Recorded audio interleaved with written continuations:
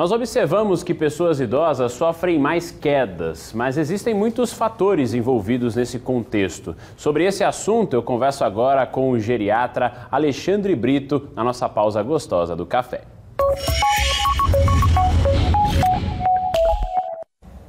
Já aqui com o doutor Alexandre. Bom dia, bem-vindo ao nosso Pausa do Café, doutor, sobre um assunto importante, principalmente relacionado aos idosos. Quais são esses fatores, então, que influenciam nas quedas?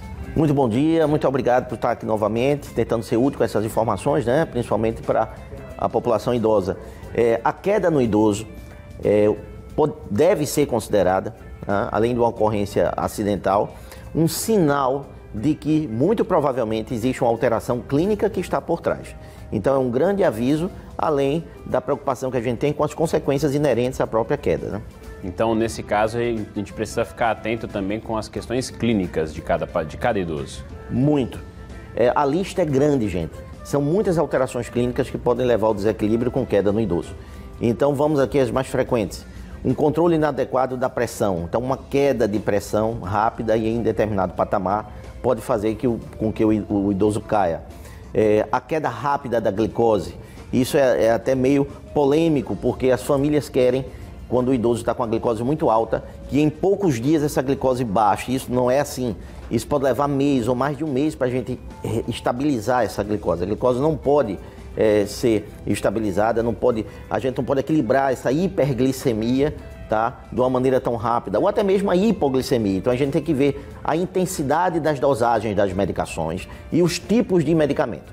Tem medicamento para pressão que é inadequado para o idoso, tá? Vai trazer mais risco do que benefício. Então não é só a dosagem alta das medicações, mas o tipo de medicamento. Temos tipos de insulina que são muito inadequadas para o idoso, pondo o idoso em risco de ter alterações, oscilações na função renal e uma queda rápida dessa glicose. Então a gente vai readequar aquele tratamento insulínico ou medicamentoso. Então são os principais exemplos, mas nessa época do ano a gente precisa destacar a desidratação. O idoso desidrata muito rápido, de maneira não aparente, dá um mecanismo renal e o mecanismo no sistema hipotalâmico e hipofisário, lá dentro do cérebro, né, neuroendócrino, para controlar água e sais. No idoso ele é mais lento, ele é mais suscetível a se desregular e nessa época, e com um clima cada vez mais agressivo como nós estamos vivendo, o idoso pode desidratar. Então atenção no final de semana, no bloquinho de carnaval, precisa estar com hidratantes orais até, se for o caso, conversa com o seu clínico, conversa com o seu geriatra, para poder receber orientações especiais, porque não esperem que o idoso vá manifestar sinais claros de que está desidratando. Ele pode entrar numa síncope, que é aquele desmaio rápido, aquela perda de consciência rápida e cair. Então são exemplos muito importantes, além de outros que a gente também chama atenção, mais complexos e que a gente pode falar aqui a depender do tempo. Doutor, só para a gente encerrar em relação a essa prevenção, é preciso ter todos esses cuidados, muita atenção aos idosos, porque quando a gente fala de queda, principalmente para os idosos, é algo mais grave, né?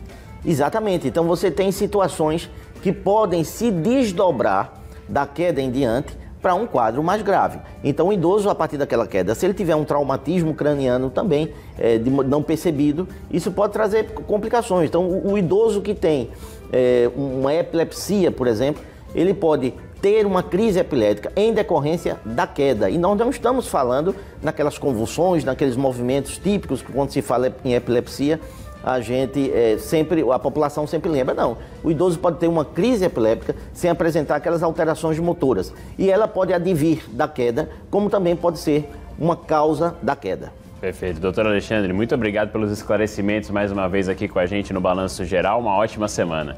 Muito obrigado, um abraço a todos.